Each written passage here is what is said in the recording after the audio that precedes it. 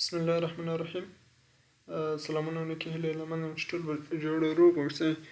نن د خیره په فزیکل سټرکچر د ام اس ورډ بحث کوو چې څه شی دی.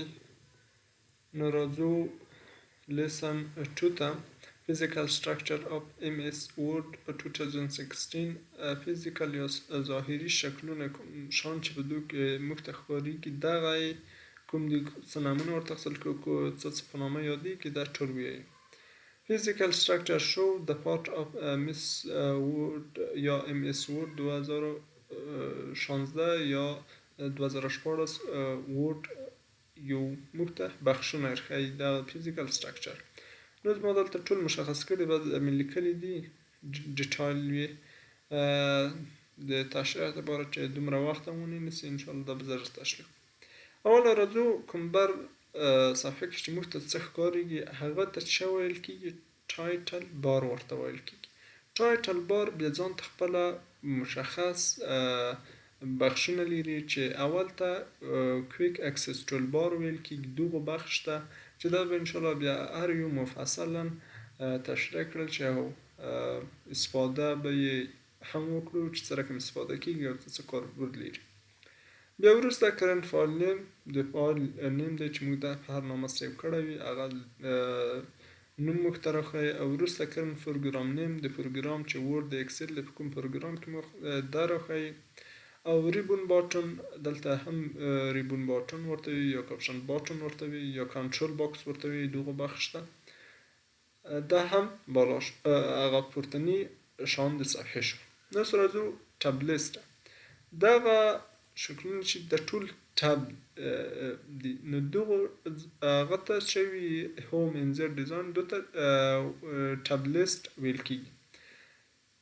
دلته فایل منیو ده دا مخکې د 2009 کوم لاندې ورژنونه چې دي په هغو کې به دغه ټب لیست نه وو. دلته ټبس به نه وو ټول به د فایل په شکل راتلل. دغه رقم شکلونه به لرل استفاده به کېدل چې وروسته 2009 دو طرف ته د ټب هم ورته اضافه شو چې فقط فایل د منیو په شکل وي نور د ټول د ټب په شکل.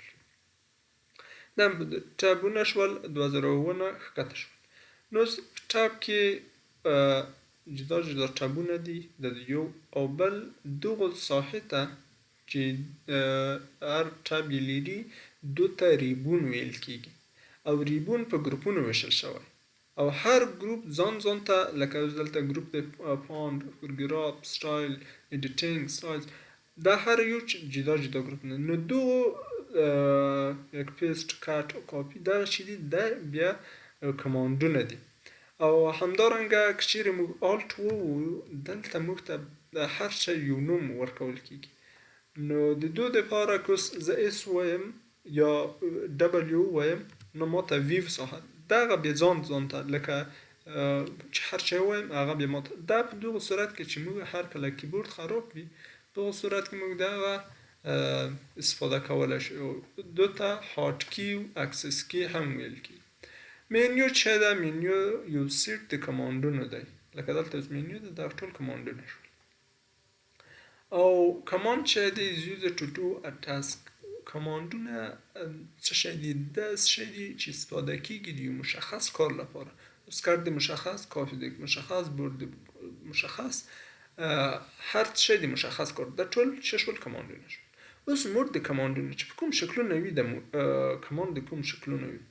ګرافیک موډ لکه ګرافیک موډ لکه پاس دی دلته شکل هم شته کارت دی دلته شکل هم شته بولډ دی دلته شکل هم شته دو ته ټول چې ګرافیک موډ یې شو.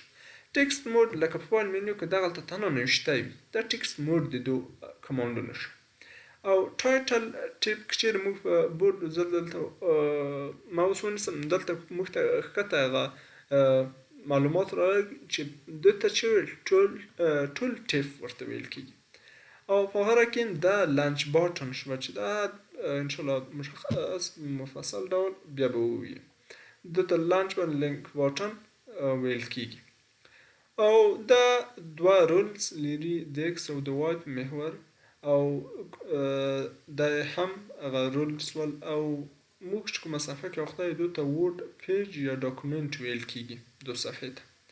او که چیرې چپ کلیک مو ووهو دغه ځای ته چې ویل کېږي شارټ کټ منیو د شارټکټ منیو شو او د مینی ټول بار شو او کوم دلته چې دی څنګه کوي دغه ته چې وي انزرت مود وي یا انزرت پوینټ ورته وي دلته هم شو چیرته وي د بلاکینګ کوي دا ته چې وي انزرشن موشن پوینټ انزرشن مود هم ورته ویل کیږي او دغه چې دی دوته چې ویل کیږي سکرول بار د ایکس او د وای که چیرې موږ د ډېر زوم کو موږ ته دلته د وای په هغه هم راځي د وای په محور د ایکس په محور نو د ایکس او د وای په محور سکرول بار شو او همدارنګه د صفحې دغه ساحه کې چې دی ته سټارت بار د حالت د صفحې چې موږ کومه صفحه کې یو که چیرې زه کنټرول انټر ووایم زه بل صفحې ته ځم دلته بېرته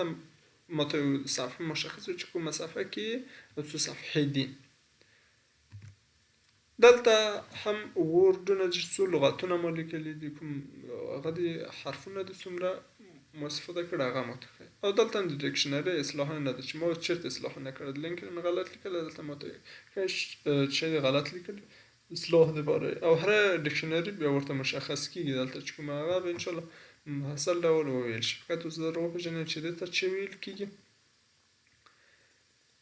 سټارټ بار ویل کېږي او دغه هم د پیج ویو دی یعنې د صفحې شکل ښودل چې په کوم شکل ښودل کېږي په دې شکل په دې شکل په دې شکل دلته هر یو انشاءالله د پرنټ لیاوټ په شکل د ویب لیاوټ په شکل د ریډ موډ په شکل د هر شکل چې وي په شکل موږ پیج ویو ښودلی شو دته پیج ویو ساحه ویل کېږي او زوم سلایډر دی دې ته هم د نږدې کولو لرې کولو دپاره دغه ته زوم سلایډر ویل کېږي او په آخره کې دغه ته هم چې ویل کېږي ډایلاګ باکس ویل کېږي چې